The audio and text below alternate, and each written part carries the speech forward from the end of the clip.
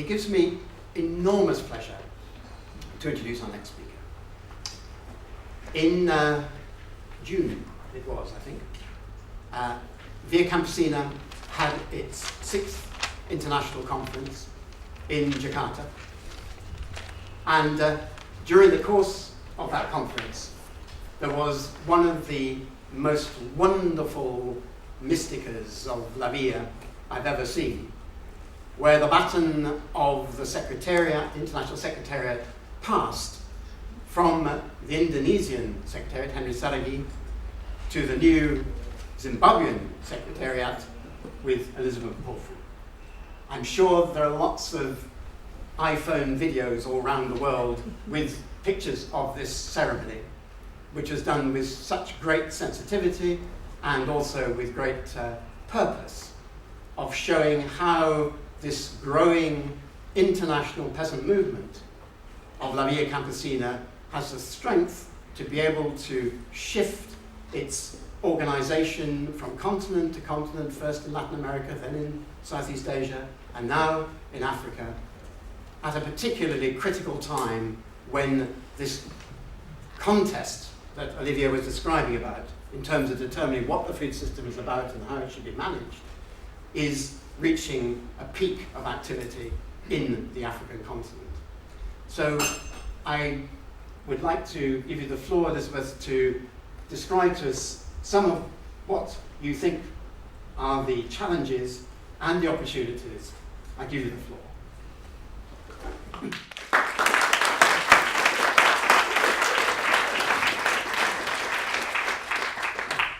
Thank you, Patrick.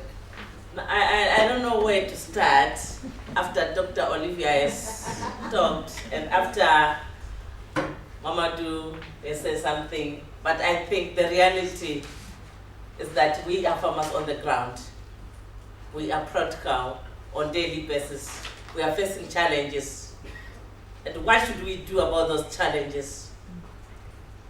I'm not going to repeat what he has been talking of investment in agroecology as per se, but basically, let me start by talking what challenges we are facing as Moscow farmers in the global arena. We are talking of land grabbing.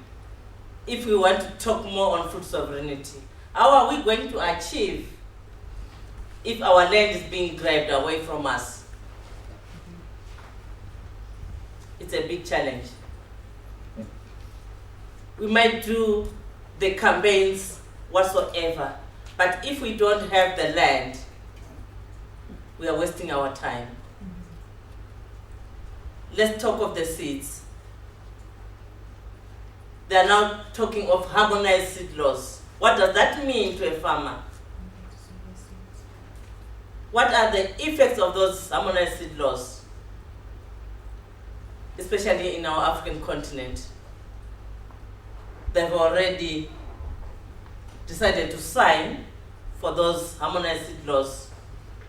Imagine our regional bodies, which we think they are standing for the farmers' rights. Already they've turned back there against the small-scale farmers, the SADC, the COMESA. They are more negotiating about these harmonized seed laws, which means our own indigenous seeds are not going to be allowed to be seen whatsoever. They are promoting the GMO seeds. They're talking of the trade issues. On whose behalf, on whose interest? These are multinational corporates. Where are we going? But as La Via Campesina, we are not going to stand down and think someone will have to fight for us. But together, with you people here, which I have witnessed today, listening to what you were also talking in the morning, what we are doing, the campaigns we are doing, together we will win. We should really be thankful to Dr. Olivia. This is my third time meeting with him, but wherever he is, he's so supporting our initiatives. We know there are challenges of the climate change. If our governments really want to invest into agriculture, why can't they think of also give the financial resources to the small-scale farmers to do their own research?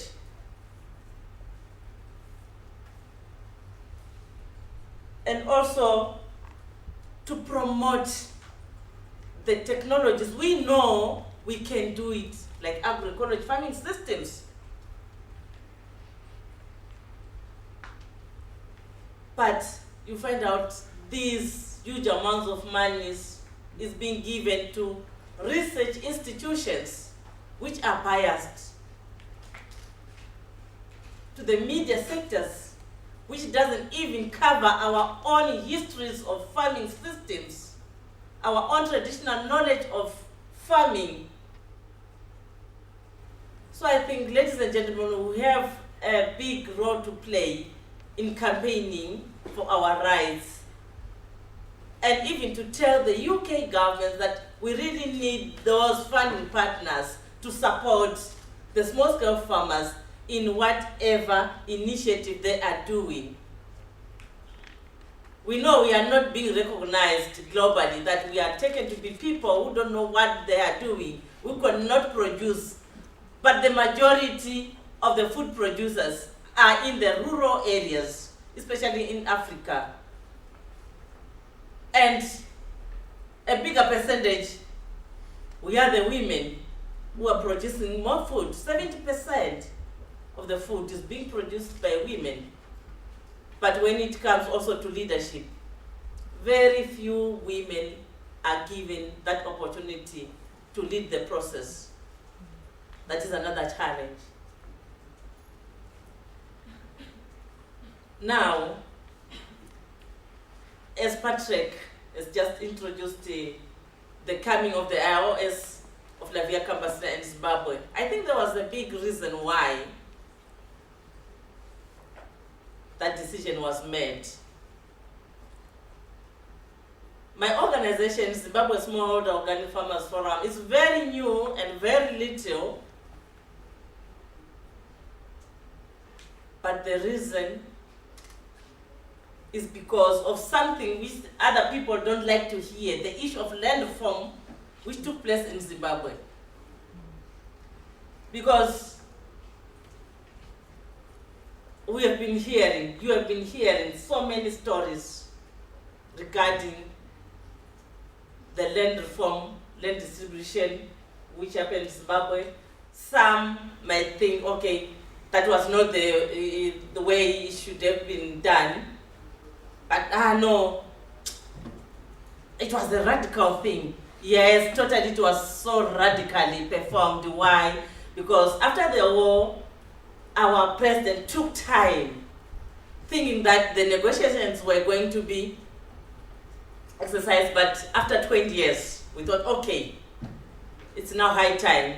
Our fellows died, our comrades died, our brothers, our sisters. Then that was the decision made by the people themselves, just to go and occupy the land. And what do you think the president could have done? There was no option rather than to support. And now, hearing so many stories in the world, Lavia Kambasina, looking at how people are now being taken away from their land and the land being given to the investors, there was now need to support the farmers in Zimbabwe, to showcase. It was not so easy because we had some international delegations from Lavia Kambasina, from Mexico, Brazil, from USA, coming to Zimbabwe to witness exactly that there are farmers who got their pieces of land. Although we didn't get enough support from the government to till the land, but we are managing. That is why we are saying we will struggle, we will fight against the land grabbers in Africa and at global level. I think I'm not going to waste much time. A lot has been said by Dr. Olivia. But lastly, I think it was my great opportunity. And I would emphasize, as many as you are, let's go on the ground. Let's mobilize more organizations, come together, build a very big network. Then look at the campaigns we are moving towards to. I know there are farmers here,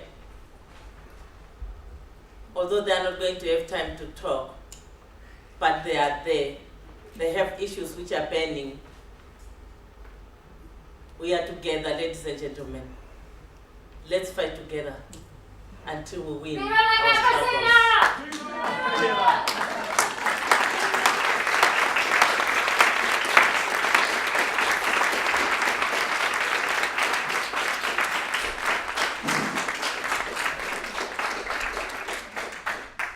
Elizabeth, thank you.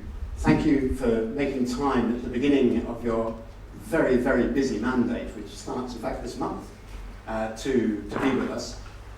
I had the opportunity a few years ago of looking at the International Secretariat of La Via Campesina and was deeply impressed how this mammoth global social movement is able to operate on a relative shoestring. It always needs resources, of course, but it manages to capture the energy of so many people around the world to make sure that things happen. And I'm sure under your leadership, it will flourish even more. And we look forward to hearing much more about what La Via does, to engaging with it through the Land Workers Alliance, through the Scottish Crofters, through many other organisations in England and Scotland, and in Europe with the European Coordination of Via Campesina, and internationally. The struggle is there, it's felt in all parts of the world, as you've just described, and absolutely we wish to be part of that struggle to have an improved food system.